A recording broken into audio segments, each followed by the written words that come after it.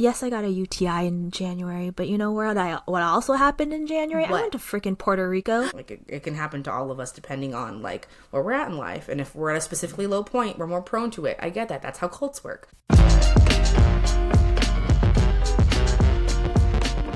Welcome to the first episode of season 10 of the I'm Uncomfortable podcast, the podcast for people who want to be okay with being uncomfortable. We're your hosts, Vanessa and Melissa. And today, not only are we accidentally matching, which is always a high for me, we are also going to be talking about our high moments and our low moments from last year, 2024, and reflecting on some of the things that happened and what we learned, or maybe didn't learn. Sometimes we don't learn. I don't know. Yeah. And I feel like 2025 is already getting away with us, and I feel like, I don't know, a lot has happened, and we'll get into that in our uncomfy moments. But I just feel like we should take some time to pause and reflect. We should. And we actually got submissions from a lot of you, our listeners. So excited to share them. I love a listener submission episode. Yeah. So excited to share what you all had to say too about your highs and lows of 2024. But first, as usual, we start with our uncomfortable moments. I think I'll start because I have a shared uncomfortable moment with Melissa, and that's a little more serious. But my uncomfortable moment is right before this episode. It reminded me because you took a sip of water. I have been like waking up at like maybe an hour before I actually have to get up because I have to pee. So by the time I'm like, fine, I'll pee, and like I get up and like go to the bathroom and it's cold, and I pee, and I get back into the room and I go in, and then I'm like, oh my god, I'm awake again. It's already been like I don't understand. And then it's like time to wake up. So it's been very annoying. So I'm trying to like not starve myself before bed. Parch myself. Dehydrate myself. Drink a little bit less water. No water. I'm like, nope, we're not drinking water anymore. Even though I'm like, my mouth is so dry. I'm so parched. But no, nay, because I would not like to wake up early. I'll donate that water to LA, to you, Melissa. Oh shit. Okay. So that's how you're transitioning to me. Okay. Pretty flawless, I think, honestly. What's making you uncomfortable? Is there something? Feels like there's something. Yeah. It's been kind of morbid over here, actually, in Southern California. Yeah. It's for work. I work in emergency communications. So my job is right now with the fires happening in LA. And as we're recording this, they're still happening. And it's been just over a week. So LA is... It has been, hasn't it? It just hasn't stopped. Yeah. So like between managing like the main two fires and then various fires popping up, luckily they've contained a couple of them. But yeah, I think this is going to be something that Southern California is going to be dealing with for a long time. Yeah. It's kind of like a meme in LA that it's just, it's fire season, and it's typically it doesn't typically happen in the wintertime. It doesn't typically happen in December and in January. It's typically, historically, from thing. June to like October. Which feels like it would make sense temperature-wise as well. But climate change. So, it's been like a wild mental health roller coaster this past week. So it's like more than one uncomfortable moment. It's like uncomfortable existence right now. Yeah. I have this, I heard a phrase because at work there's constantly news on, which I think is contributing to my mental health decline. Oh, yeah. But it's kind of part of my job to be informed of what's happening. So the news is always on. But they did have a segment where they had a counselor come in and talk about the mental health effects for kids and adults dealing with this tragedy, this disaster. Yeah. And I think the phrase, I should have wrote it down, but the phrase resonated with me. She said that, there are a lot of people that have lost their homes and have been directly affected by it, but there's also people like myself who are fortunate to not have any direct family involved in the situation, but having that secondhand trauma of seeing our neighbors in the north, north of where I am, experiencing such like tremendous loss and like feeling this like survivor's guilt in a way of all of it, like just seeing all of it all the time, and then being here dealing with bad air quality, like having to wear N95 masks, like back in COVID times. It's just kind of a wild thing. So yeah, it's been real uncomfortable. Okay, it's also been uncomfortable. Okay, well, first of all, I walked into my roommate watching just like fire footage, and there's just been this weird. Okay, couple of things. One, I love me a good conspiracy theory, so I definitely have loved all of it. Not loved like actually, but like there are so many conspiracy theory videos about the fires that are happening right now. I think were set on purpose, and like low-key I could see it. But also there's a weird discomfort that some people are feeling about like, who do I feel sorry for, and do I feel sorry for some people? And it's I think it's just a very interesting indicator of like where we are as like a nation, because one of my coworkers, she was like, I know this is gonna sound bad, but like when the fires originally started and I heard where the fires were, I kind of low-key was like, but they'll be fine. And I mean, because the what is it? Pacific Palisades, I think, is typically more of an affluent area. And so stereotypically, yes. Yes. But I mean, the fire is trickling down to other places. Like one of our friends, our good friends, and my godmother's area, like they were issued an evacuation order and they didn't have power. And I'm like, okay, they're not in the same boat. Like that's not.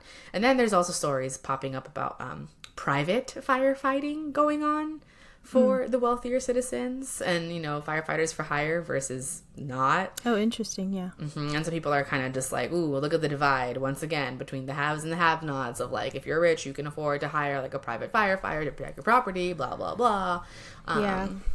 And on top of the fact that, of course, the biggest thing circulating is how the budget of the fire department was cut. So it's been a weird, because people feel very differently about the fires and who's affected and who they want to help or not.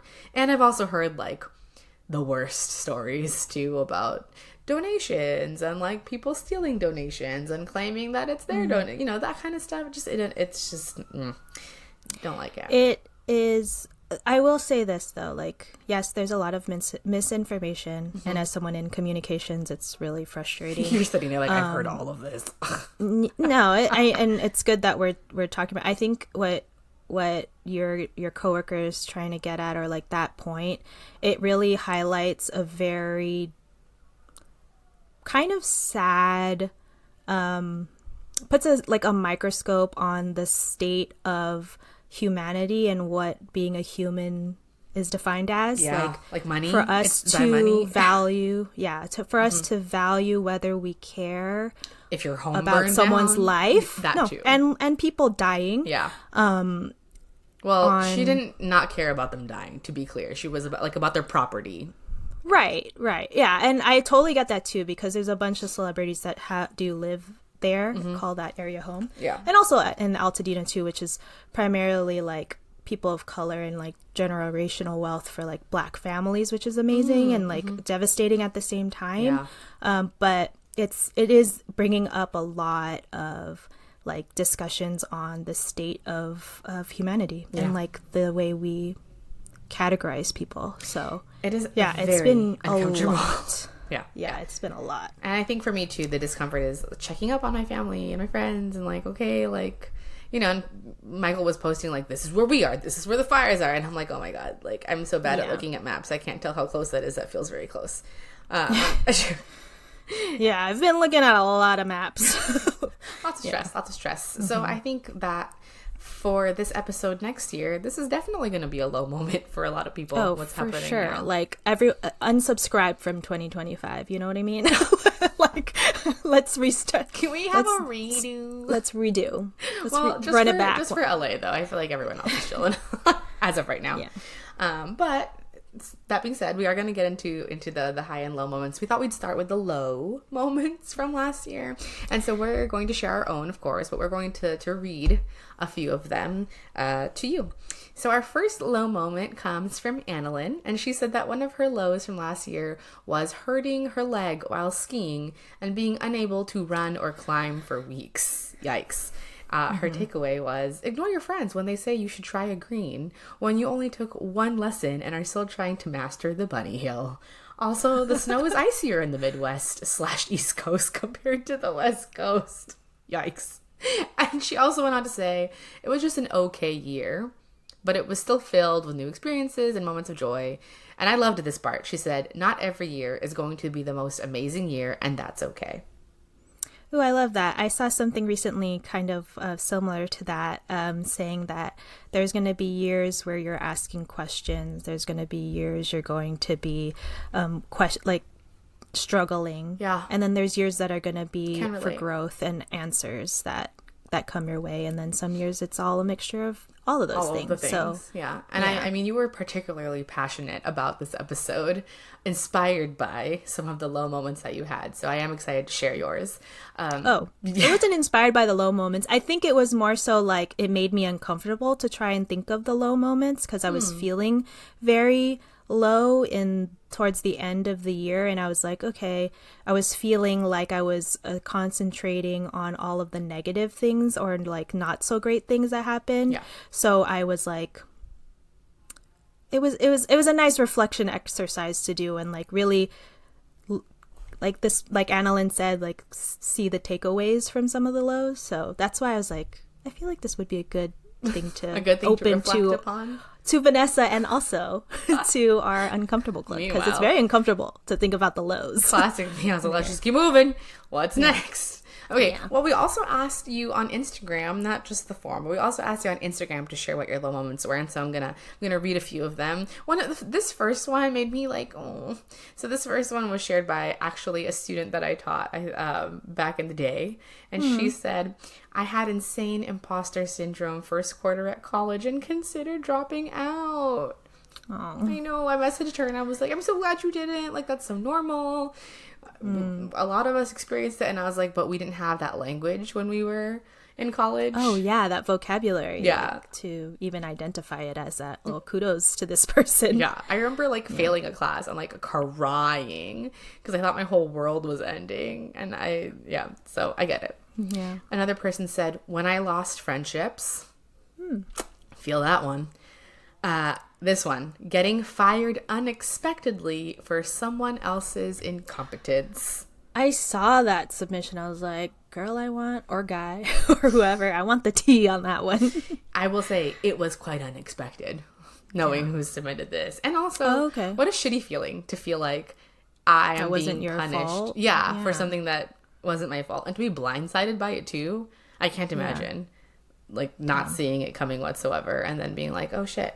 So sending love to this person, hoping that, something better is on the way. Yeah. This one, allowing a man to make me feel unworthy. Feel that.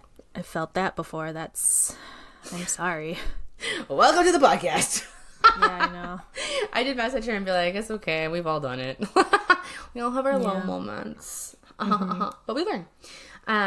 Someone else said the loss of 2 family members. Yeah. In a year? Ugh, that must be really hard. I think death is always hard, right? And I mean, loss in any type of way is hard. But to have that happen twice in the same year, that feels rough. It seems like a kind of like punch you while you're down already kind of thing. Yeah. I don't know if this happened for them at the same time, but it's Nope. No bueno. So, our love to you, and we're sorry.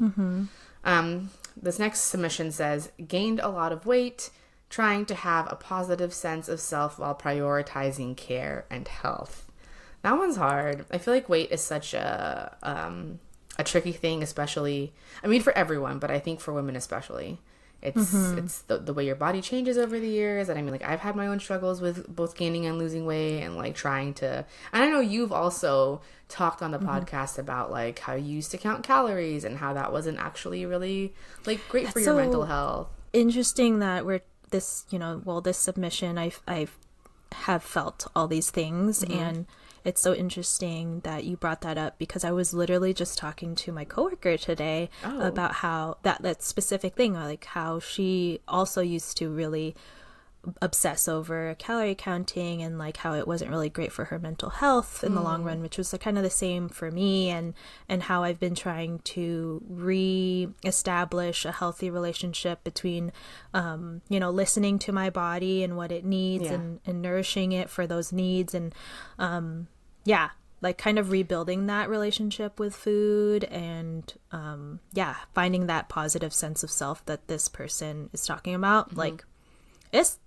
it's hard. It is hard. It is. And I difficult. think too, like, if I think about one of my lows, I mean, it's like a high and a low, because it's like, it's a high because I'm proud of the progress that I've made in terms of like my health and fitness and stuff this past year.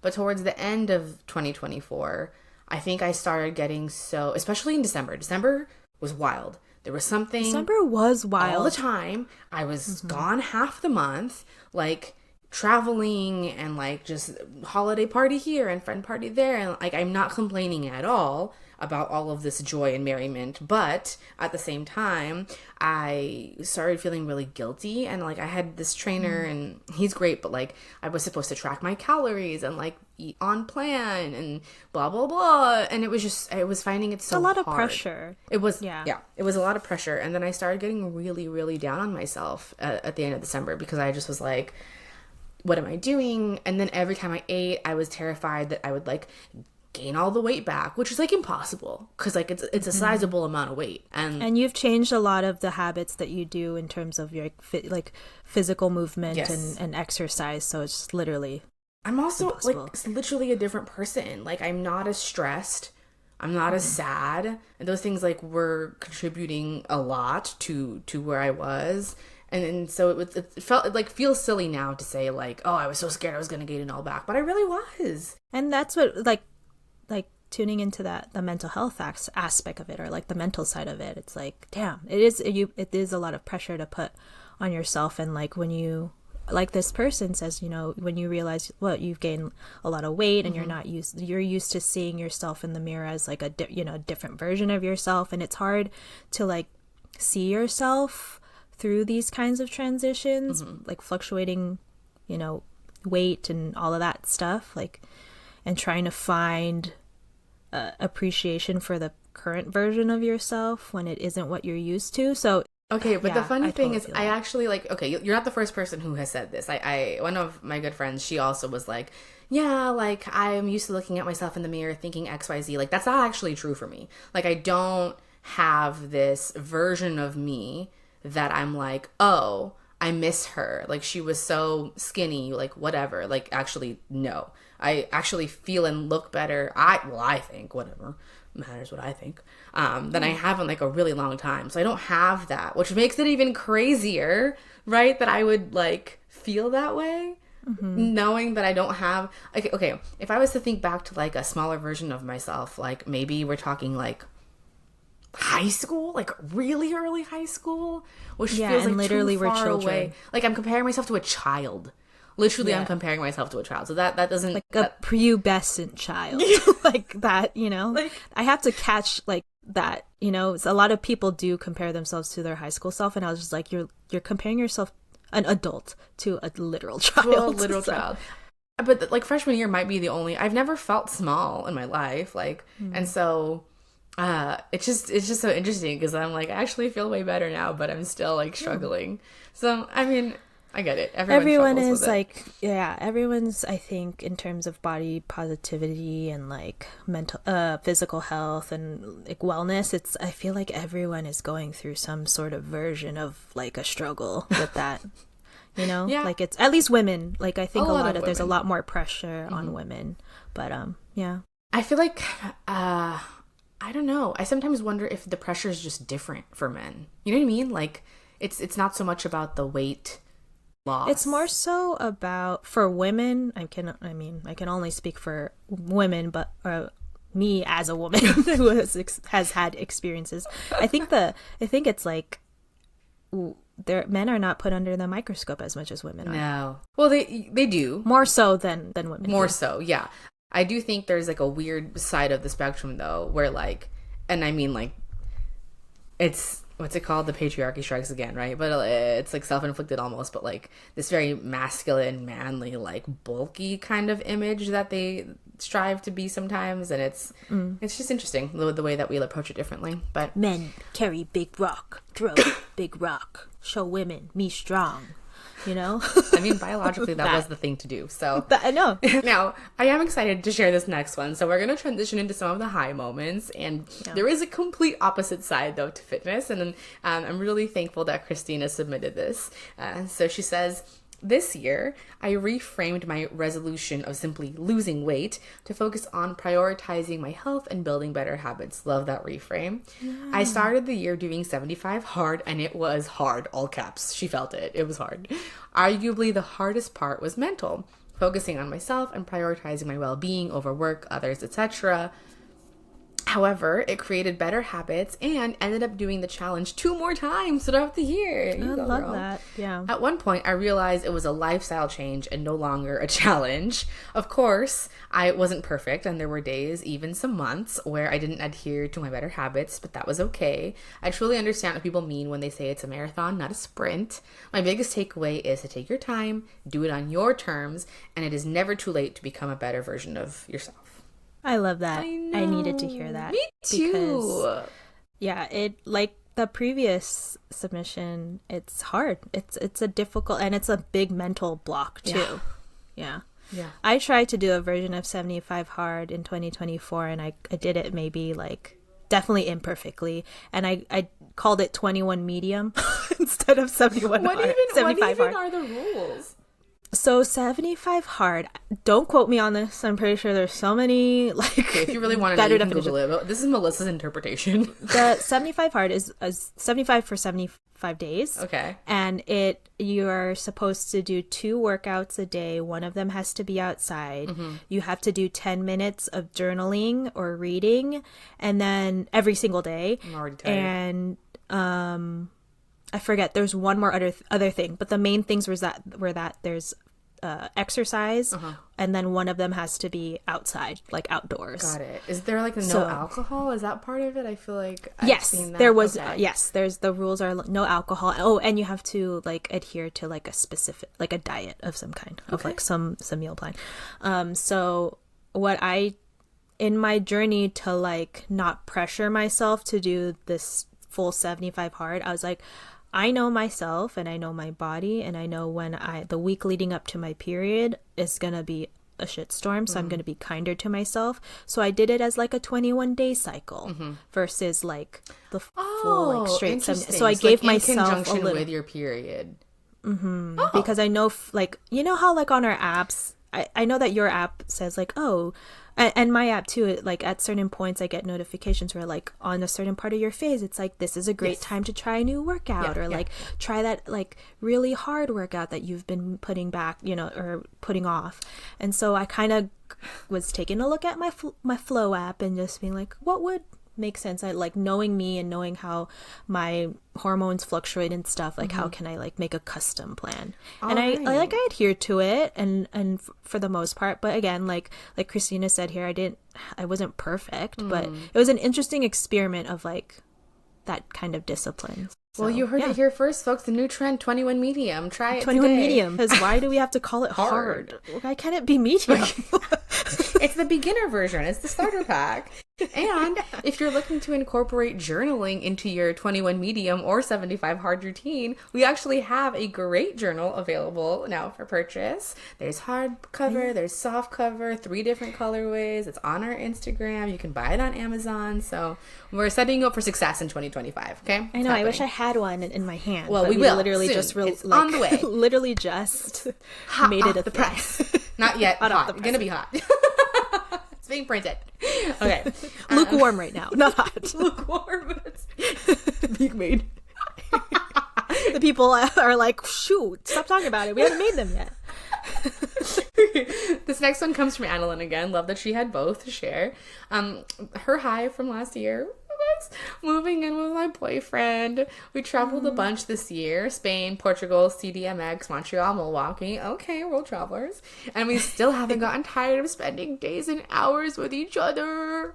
I love that. What a cute entry. I was talking to her specifically about how it's a great, like, traveling in, like, a not so great location, or just like not like this tropical getaway location, is a great test for your relationship and your partnership. Listen, if you can't get along on a tropical vacation, you're not getting along. You're just not making it. Yeah, if you can't make it in paradise, you're not making it. You're not gonna make it in Japan where there's a bajillion steps. Like, you know, period. You're done. I remember doing this in past relationships where I was like, okay, I feel like this relationship's falling apart. Let's go on a trip as my last test. That feels violent.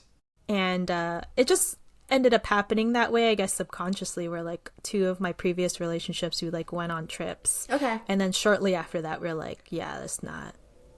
ain't gonna work out. So if you're feeling like your relationship might not be working out, here's a trick. Like, you go on a trip, take them on a trip, see what happens. Maybe you break up on the trip, best case scenario, and then you can find a trip hookup, you know? Oh, I was like, oh, then you have to travel back on the same flight with this person. You can probably switch your seat. I'm sure if you cry a little bit, they'll be like, oh no, poor baby, we changed your seat, upgrade. Okay, this last hi that got submitted via the forms is anonymous, and it's really cute. Having my second baby! Women are true badasses, but yet we're constantly led to believe that we are less than. We grow humans, push these humans out of our bodies, and then feed those humans with our bodies. She goes, a man could never, all caps. Oh, definitely. Exclamation mark. Literally, though, physically, they could not, no. All of our friends that are like our moms. How? Badasses. Like, I can't, like, how? Period. That's it. I can really take care of me. And I say that all the time, but it's like true. From the IG posts, so those of you who shared your low moments with us, your high moments with us. So from the IG high moments, I love this one. Drunk on the beach at night, dancing in Nha Trang, which I think is in Vietnam. So unsure if I pronounced that correctly, but drunk on the beach, dancing at night. Love that. A vibe. That's like a movie. It is. Was it raining? Or were there like fireworks in the distance? Because if it was raining, your aura just got cleansed for free, and you're dancing barefoot on the sand. And this next one is cute too. Remodeling and moving into our house. I love all these. I know, it's great. This next one made me really just like smile so big. It was going to Pride for the first time. How special. See, this is why I wanted to end on the highs, because I feel like the most uncomfortable part is going and reflecting on the lows. And then it's nice to be like, but as much as there were lows, there's also all these amazing highs. There are. So. Just like this last one, 3 words, exclamation mark. I got married. Oh, congratulations. Yeah. Love it. We love a wedding. I love weddings. They're so fun. I love them all. Can someone near to us, not near enough for me to be in the wedding party. Can someone just a lot of people got engaged. Wait, oh my God, what am I talking about? I do know someone who, I'm not in the wedding party, but I am going to the bachelorette, and she's getting married. There you go. Yay! See? Oh my gosh, wow, did I just manifest that? No, I just forgot. I mean, they did. Those are the lows and the highs that you, all our listeners, shared. And so, Melissa, would love to hear from you what some of your lows and highs were from 2024. So I have 3 here that kind of stuck out to me. And honestly, the first one's kind of like a jokey one, but when in doing my like end of year reflection exercise earlier this month, I was literally going through my gratitude journal and kind of like reading through all the things I was grateful for. And it reminded me of like all of the other things that some of them were like kind of negative things, but I was still grateful for them. But one of the ones that like made me laugh was in January of last year. It's like, I got a UTI. I hadn't had a UTI in like years. That's terrible. terrible way. I was like, I remember going through that, and I was just like, what a terrible way to start this year. Yeah. Boo me. But what's great is that I was able to get meds and everything pretty quickly, and it wasn't so bad. But it was just kind of funny. That made me laugh. I was like, oh yeah, I forgot that happened to me. Huh. The second one here for me in terms of lows was I had a handful of really bad mental health days, including like towards the end of December. And I think it was like a combination of a lot of things, including the pressure of the holidays with so much happening all the time, where I was just like nonstop. Really contributed to a lot of those. Not a lot. I say a handful because of course I have ebbs and flows in terms of mental health, but there are a couple of like days where I can remember where I was like consecutive days that I can remember that really anxious, like really high anxiety. Yeah. So, I mean, anxiety is a journey, and of course I'm going to have really bad mental health days. And then the last thing I think someone mentioned in one of our submissions too, I don't know if we shared it, but Trump winning the election. And at the time of this recording, I know that the inauguration's happening next week, and it lands on Martin Luther King Jr. Day. It's like a slap in the face. So it was really coming to the realization that we are going to live in a second term for a literally confirmed convicted felon who has also like nominated a full cabinet of unqualified people, is what I'll say, so I can take the high road and not say really negative things about it. But it was really hard for me to come to terms with the fact that we would rather have a convicted felon come back into the office than a woman. Yeah. That one's hard for me, not because I don't agree.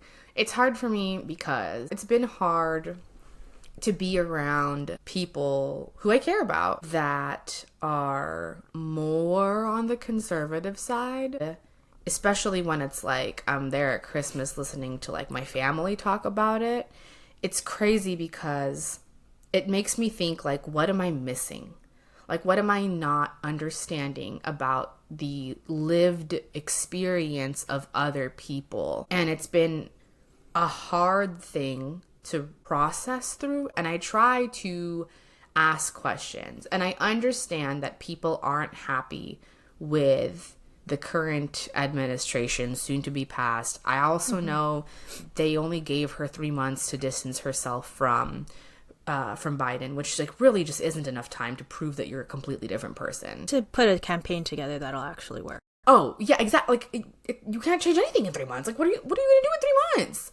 Like, so 75 hard. You could do 75 hard in 3 months. Can you? It's hard. It's hard. It's difficult. It's 75 hard for a reason. She had the 75 hard version of a campaign that she had to win. Yeah. And so that's been hard for me too. Because like, yeah, I'm not happy either. But like, to what end am I not happy? And do I really think I'd be happier in this opposite universe that we're about to live in? Like, right. I don't know. I genuinely think so, but obviously that's the reason why there are differences in opinion. So like, right, people having the opportunity for choice. So we'll see. That's my attitude to it. A low uncomfortable moment for me is having to really think about like, what is our world that I don't understand. But yeah, so that was for me one of my lower uncomfortable moments. Any other lows? You know, I was telling Melissa before we hopped on that I was actually having a hard time thinking about low moments, but I do think that's because my year ended pretty well. I will say that one of 2024 ended well, or like 2023 ended well? 2024. So that 2024 ended well. Yeah. So I guess like another low moment for me before I learned more information was residual from 2023. I'd broken up with somebody in 2023, and it's a low and a high, which I'm kind of happy about, but like it was just there was a period where I was having a couple of more challenging mental health days, And I don't even want to give him credit. Like, it's not about him. It's more about me and my own thought process and learning experience. And it wasn't necessarily that I was like sad that it ended, but more like the more distance I got from it, the more I started to really be like, why the fuck did you do that? Like, why were you in that? like you dumb, but like in a funny, him, or way. Are you saying that to your me? Oh. Like me to me. And the hardest part about being in that relationship was that like I knew it was fucking bad. It's not like I didn't know logically that it was bad. I did the whole look in the mirror exercise. What would you say to a friend? And I still couldn't take my own advice, and so that was hard to just grapple with. Like, like I really was in that, and like there was a period where I was like, I thought I was smarter than that. And I know now it's not about being smarter than that or anything. Like it can happen to all of us depending on like where we're at in life. And if we're at a specifically low point, we're more prone to it. I get that. That's how cults work. So I just had to be a little more forgiving. And that process is always hard to forgive yourself when you have like, and my therapist was like, you expect a lot. And I was like, yeah, obviously. And go on. I'm waiting for the problem. Oh my god, that was definitely a low moment. Yeah, but then and like we were talking about when we were sharing the lows from our submissions, it's like there's the reason why it doesn't seem so much of a low in retrospect is that you had a lot of takeaways from it. And then the highs, outweigh the lows. And you said it yourself earlier that you have so many from the year. So share. What are the things that... Ooh, look, was that a long list of high moments? Yeah, so when I was doing... So this section down here was lows, and then this section up here is highs. And when I was doing my reflection, I was like in a mentally low state. It was in the height of the fires happening in LA, and I gave myself some time to escape LA and get some fresher air and kind of give myself the time and brain space to do this reflection, which helped a lot. And in this exercise, it was great because I was seeing here, as I was going through my gratitude journals from 2024, a lot of highs. A lot of highs. So I'm super happy about that. Like one of them, yes, I got a UTI in January, but you know what also happened in January? What? I went to freaking Puerto Rico. I traveled to Puerto Rico for my friend's bachelorette party. Wow, that feels like forever Never thought I'd ago. go to Puerto Rico.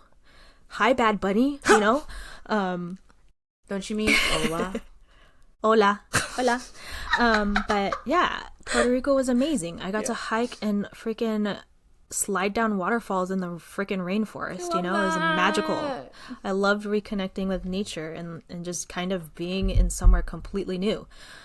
So it was amazing. But I was like, I didn't really like some years I went to like a lot of live shows and a lot of concerts, but I was like, I didn't really go to that many in 2024. But I went to I saw Charlie XCX, Troye Sivan, Fred again, and I got tickets randomly from a lottery for Billie Eilish's listening party for her new album. Like, hello, Melissa, remind yourself how blessed you are. You know what I mean? Yeah, and there's like a couple other things on here. Like I got to visit SDSU, my alma mater, and it was nice to walk around the campus with my younger brother and my younger cousin and be like, this is where I used to live. You know what I'm saying? Like, and kind of reminisce. Yeah. And I went to, there's so many engagements for people that I care about last year, including my brother and my future sister-in-law.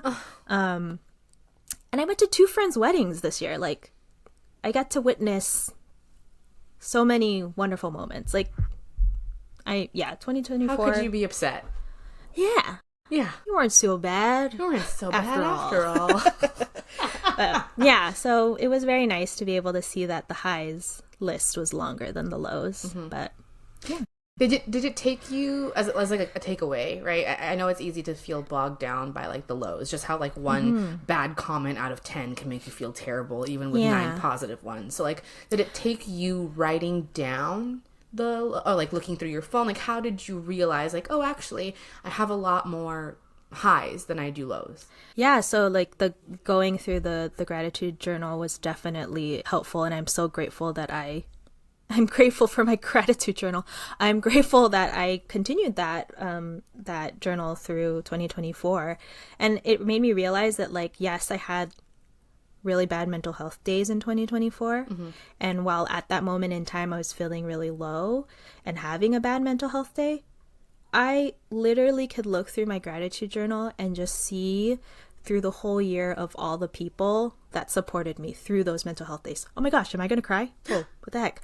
But you know, like thinking about all the times where I texted you and I was like, I feel like shit, or I'm spiraling. Help, you know? Help. And I saw this post recently that said, my boyfriend sent it to me, and it said something along the lines of, like, you can change somebody's perspective and somebody's life with just having a 12-minute conversation with them. And I'm like, I am so blessed to have people in my life that I've had many more than 12 minutes of conversation with them. And yeah, so kind of being able to take a look at my year in that way, and like flipping through all of those grateful moments and realizing that, like, all these people that are weaved into those great like appreciative moments really did help lift me out of that, like, mental bog. And kind of it's kind of like that's the takeaway from those low mental health days is like, I'm so blessed to have a lot of people in my life that can help me through those things. So. Dang, what the heck? Why am I getting emotional?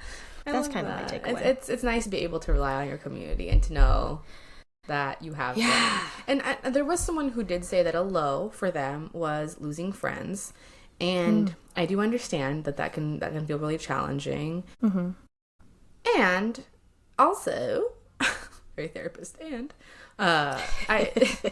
one of my friends said something about, like, I want to focus on watering the friends that I do have, you know, and pouring more into those relationships and making sure that those are good. And that was beautiful to me, because it doesn't take a lot. I think it takes a few good ones. And so that's, I mean, you know, friendship has always been so important to us. And I appreciate your friendship.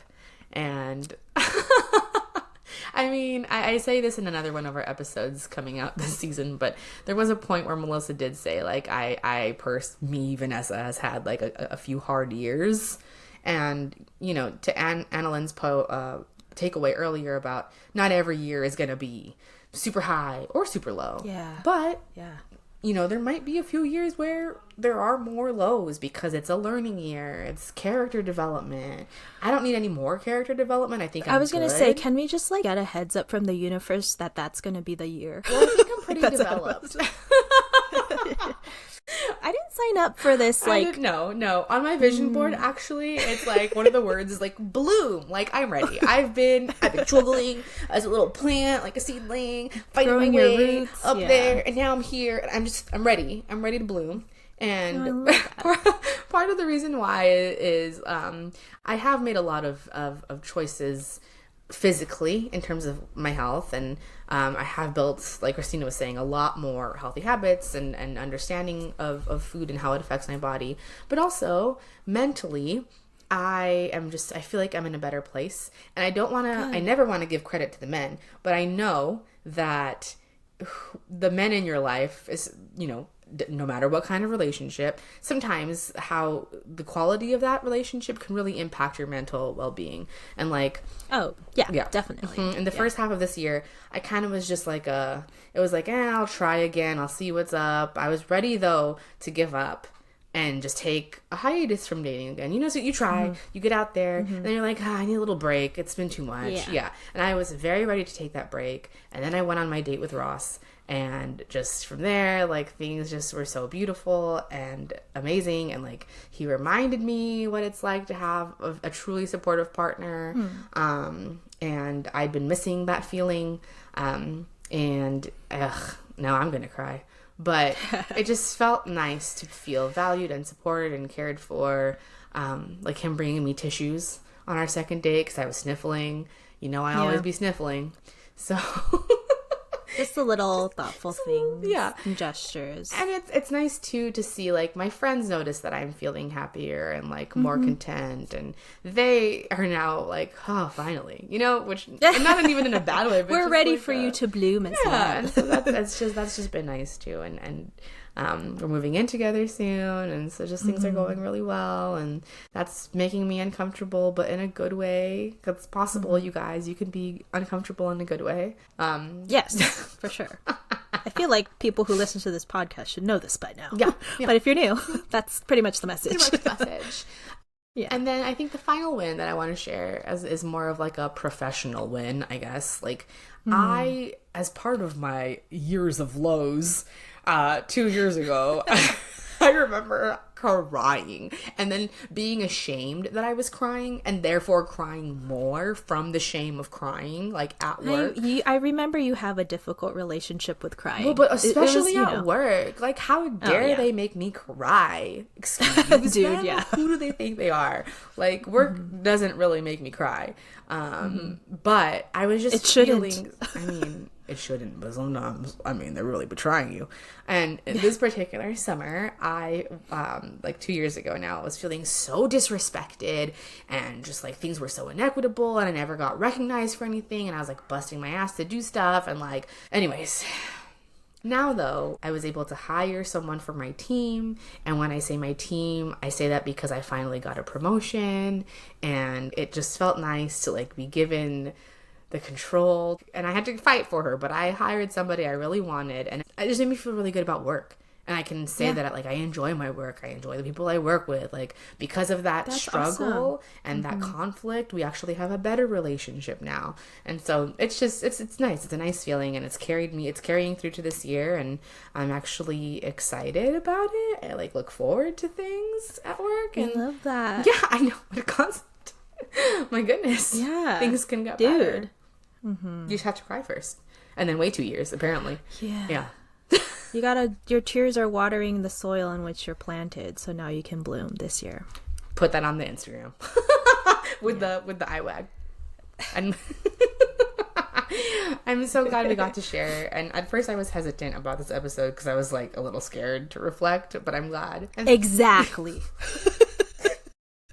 But I am thankful for you pushing us to do this. You didn't have to push that hard. I wasn't that resistant. But I'm glad you brought it to the table. And I'm hoping that all of you listening were also able to take something away. Maybe you had a very similar high or low moment to someone who shared. And we love hearing from you. So please share again. Melissa's going to tell you where you can find us. We have more episodes coming out where we want to hear from you. So excited for you all to participate coming up in the future. Yeah. So we got a full season of episodes coming your way. We release new episodes every week, so you can look forward to that. But like Vanessa said, follow us so that you can submit your stories to us. You can follow us on Instagram at imuncomfortable.podcast. We're also on TikTok, but in the time of recording,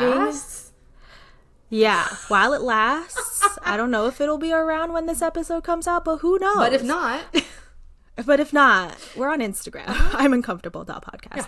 We're also on YouTube, where we release our episodes a full day early for those who are part of the Uncomfortable Club on Facebook, a Facebook group. So search us there. We got merch. Yeah. We got fun, uncomfortable hat, perfect introvert uniform. You can hide behind your hat and your sunnies like I did.